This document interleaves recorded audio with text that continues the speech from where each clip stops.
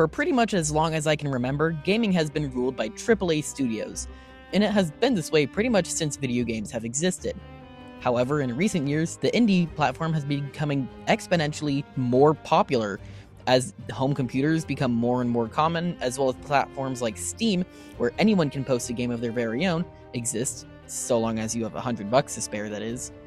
This has come to an all-time high in the most recent Game Awards, where all but one of the Game of the Year nominees were indie, 2 if you include Expedition 33 as being AA. And for those who are new to this channel, I turn things into Pokemon except for when I'm not doing that. So as you could probably guess, I'm turning a bunch of popular indie game characters into Pokemon. That being said, the ones I've selected are entirely based on personal preference. I'm sorry if your favorite indie game isn't here. If I did even a small fraction of indie games that exist, this video would be 3 hours long. That being said, let's get into it. First up is one of my favorite indie games that I've played recently, Dead Cells.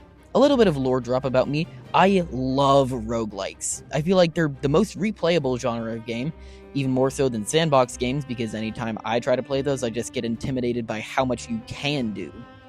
In roguelikes, every run is unique, and this is very true about Dead Cells. I also love when games have an in-lore reason why you can respawn. The most famous example of this is Determination from Undertale, but I also really like how Dead Cells does it. I'm not an expert by any means on the lore of this game, so bear with me, but in Dead Cells, you play as the Beheaded, the soul of a prisoner desperately trying to escape a kingdom that is brought to ruin by an infection. Dang it, this is just Hollow Knight again! I can never escape it, this is my fate. Well, the interesting way Dead Cells does it is that when you die, your soul possesses the corpse of another prisoner and the cycle continues. I really wanted to include this neat bit of lore into the design, but I fear that it's way too gruesome for Game Freak to realistically make a Pokemon based off of it. So instead, I had a better idea. Candles. The Beheaded, as his name suggests, doesn't have a head. Instead, he has this smoky or flamey wisp with either a star or a floating eyeball inside, depending if you go based on the game or the promotional animations. I went with the animations version simply because it translates into a Pokemon better. Well, I turned that soul fire into actual fire, making it the flame atop a candle. There's more to it though, as candles are often associated with the dead. And instead of hopping from body to body after it's destroyed, this Pokemon version of the Beheaded will hop from candle to candle after its current host melts all the way down. Another one of the main mechanics of Dead Cells is just how many weapons there are to choose from, being around 180 according to a quick Google search. Well, candle wax is easily malleable, so I don't think it would be a stretch to assume that this Pokemon could mold its body into any weapon that it needs for any given situation. There's a few other neat parts of the design, like how the wax around the shoulders resembles a scarf, and the wraps around the body kind of resemble a mummy's wraps or torn clothing, further cementing the death theme. So here is Revenax, from Revenant and Wax, a fire ghost type with the abilities Cursed Body, Adaptability, and Regenerator. Some strange phenomena occurred, causing a recently deceased person's soul to be bound to a flame, giving birth to this Pokemon. Because of its fate, Revenax has a rather prickly personality. This Pokemon possesses candles. When the candle it occupies melts all the way down, it will move on to another candle. It is able to mold its body into any weapon it needs for any given situation. By far the most recent game on this list, Peak is a game that I've been hooked on for a good while. Some people might call it friend slop, but those people are just angry that they don't have any friends to play it with. This game is, dare I say it, Peak. Unlike Dead Cells, Peak doesn't have a whole lot of lore to base this design off of. Now that's not to say there is zero lore in it, I'll get to that later, but for this design I'm mostly going off of the Scout's design from the game. I originally wanted to make it a monkey, since monkeys are known for climbing, but they climb trees, not mountains.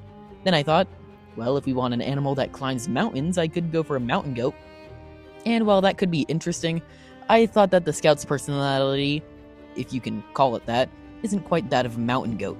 In my head, goats are old, grumpy geezers that want nothing to do with others. Meanwhile, working together is such a large part of Peak that it's baked into the mechanics, with the Scoutmaster chasing you down if you stray too far from your friends. On top of that, the scouts just seem to have this optimistic air about them, just not having a care in the world. After thinking about it, I decided that a crab is perfect for it. For starters, the studio that made Peak is called Landcrab. Agrocab, one of the co-developers of Peak, already had made a game about a crab, so this could be a cool little homage to that. And it also carries a coconut on its back for a few reasons. First of all, the coconut crab is the largest land crab in the world. In-game, there are coconuts found all over the shore or the tutorial area, and it wears this coconut like the backpacks that the scouts have in-game. Although you can definitely customize your scout to whatever suits your fancy, I decided that basing it off of the default with these big bug eyes which give it a friendly look. Its body is large and round, like the scout's head, and since Peak is a game about bouldering and rock climbing, the goal is literally to reach the peak of a mountain, its claws look like little ice picks. So here is Coclambe from Coconut and Clamber, a ground type with the abilities Shell Armor, Hustle, and Klutz. This Pokemon prefers to live on remote islands with tall mountains. From birth, they have an urge to get to the tallest point they can see. Because of this, Coclambe climb to the tops of mountains only to climb back down to the shore to lay their eggs. A group of Coclambe is called a troop. These Pokemon's claws are tough as iron and can crush concrete. They use this to tightly grip onto cliff sides to aid them in their climbing, as well as hoisting up companions. They are rather intelligent and store berries, handmade ropes, and scavenge human equipment within their coconut shell. Before we move on to the next game, I want to stay here in Peak for a little bit longer. As I mentioned before, how Peak reinforces teamwork is through the Scoutmaster, a ghastly, almost zombie-looking person who will punish those who abandon their troop. There's a good amount of lore surrounding this guy, but to summarize it, he was the leader of a troop of Boy Scouts whose plane crash-landed on the island the game takes place. Far before the events of the game, fortunately, everyone survived the crash, and the whole group made their way up the mountain in hopes of being rescued. Somewhere along the line, though, the Scoutmaster ate a berry that knocked him out cold. When he finally woke up, he found that everyone had left him behind and already off the mountain, leaving him stranded. And due to the island's paranormal, death-defying aura, the Scoutmaster was unable to die, leaving a skeletal version of himself, punishing those who violate Rule 0. Leave no scout behind.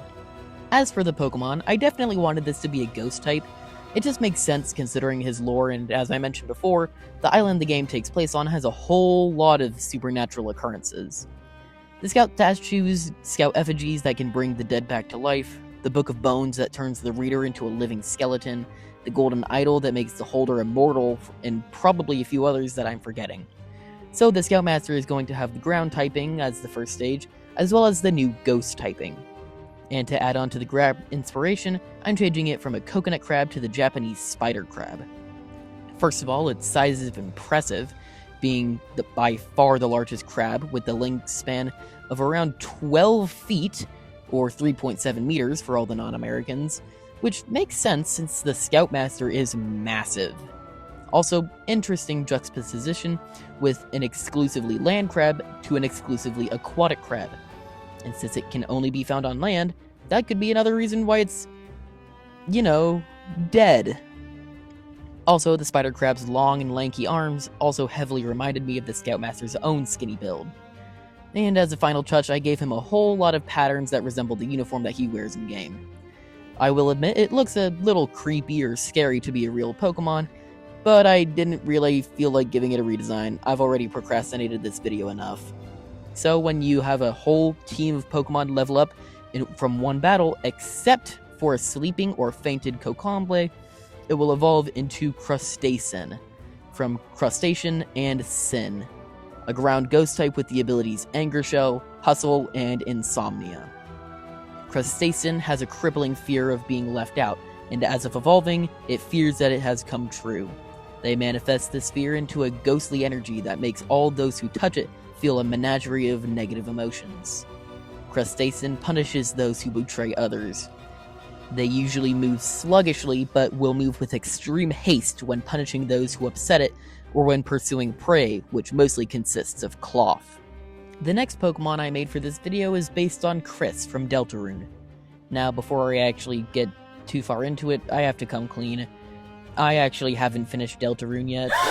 I know, boo. But I have still played it. I'm like halfway done with Chapter 3, but I've just been so busy with other things, like playing Silksong. I still have a decent idea of Deltarune's story, though, and I think I have a pretty interesting idea for this Pokemon. From what I understand, the Soul, aka the player, is some otherworldly cosmic being possessing Chris. Chris, however, does not like this, constantly trying to get their freedom back. Well, if you think about it, the Soul is almost like a parasite controlling Chris's body. Then I started thinking about the Cordyceps fungus. It would be the first time Pokemon made this. You know, the fungus that controls the bodies of ants, overriding the ant skulls with its own. Sounds pretty similar, doesn't it? The colors were inspired by Chris's Dark World design, simply because it's the more interesting one, significantly more interesting than their Light World design, which, don't get me wrong, the shiny is the Light World design instead. That being said, while there are some patterns, the design was already cluttered enough I couldn't make a whole lot of the patterns actually resemble Chris's in-game sprite. Hopefully the shapes and colors are enough to get my idea across, though. I made the Soul Fungus red, of course, but the cap of the mushroom also resembles an upside-down heart, as well as representing the actual Cordyceps fungus. On top of that, the icky, gross fungus parasitism, whatever, is spreading down to cover the legs in order to control them. And finally, for some more Chris-like design elements, the antennae fan out to resemble their hair. I'm not quite sure if there's any ant species who do have this, but there are plenty of moths who do. Yeah, moths aren't ants whatsoever, but since Deltarune has a reoccurring theme of light versus dark, and moths are nocturnal but are attracted to light, I think it fits well enough. The spike on the abdomen is also meant to resemble Chris's Dark World sword.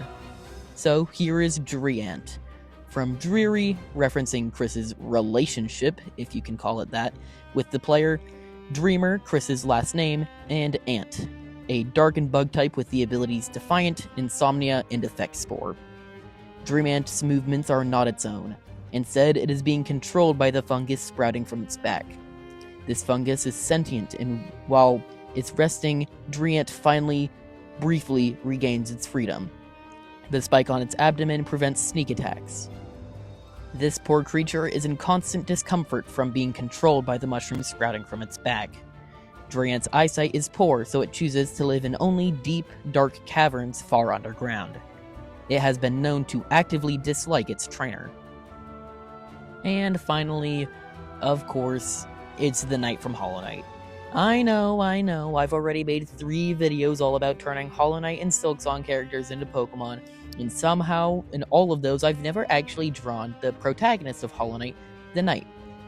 And besides, it's like one of the most famous indie games of all time. I kind of have to do it in the indie game video.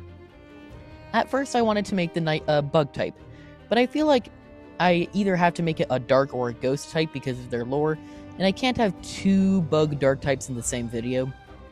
Just ignore the fact that the Knight isn't actually going to be dark type. Then I had the idea to make the Knight an Objectmon. After all, the Knight and all the other Vessels were treated more like objects than actual living, breathing creatures. My first thought was to make it a mask of some sort with Hollow Knight's emphasis on masks, but then I had the bright idea to make it a cup or a chalice of some sort. Think about it. The Knight, as well as all of its siblings, are called Vessels. Well, a vessel could be used to describe something that holds something. In fact, this is how it's used in-game. Well, an example of a vessel could be a cup, or a chalice, or something similar. Something that holds liquid. Here, that liquid would be the void, the liquid darkness that exists within all vessels. Also, if you think about it, when a cup isn't full of liquid, what word might you use to describe it? That's right, hollow! I thought it was smart. So here I made the head of the Knight be the actual cup, while the body is made of some wooden handle covered in fraying cloth that would resemble the Knight's cloak. And for a nice final touch, the horns of the Knight were meant to resemble the broken handle on the chalice. I will say that the rendering of the glass cup was awful, just awful. Probably the most trouble I've had rendering something ever. making convincing shadows for a transparent object with another object that I have to render inside. That's just bad. But in the end, I think this one is the most successful design in the whole video. And that's definitely not just from personal bias. Here is Vessoul, from Vessoul and Soul, a ghost type with the ability Void Form, which gives it an immunity to the dark type, as well as giving the user dark type stab. There are conflicting arguments over if this Pokemon even has a will or not. It is found within the ruins of an underground kingdom, and no matter how much the liquid inside sloshes around, it will never spill. This Pokemon was likely meant to be a chalice of a long-gone king before it gained sentience. If someone consumes the liquid within in high quantities, they lose all of their precious memories, but just a drop or two can cure nearly any disease. It has an aversion to light. And with that, this video comes to a close. I hope you guys enjoyed it. This video was a blast to make, and so I would be more than happy to make a part 2 if you guys want that. Also, join the Discord server, subscribe, yada yada, you know the drill. Now, I'm not gonna force you to do it or anything, but I will just say my birthday was just a couple days ago. Just saying. And with that, see ya, and stay safe.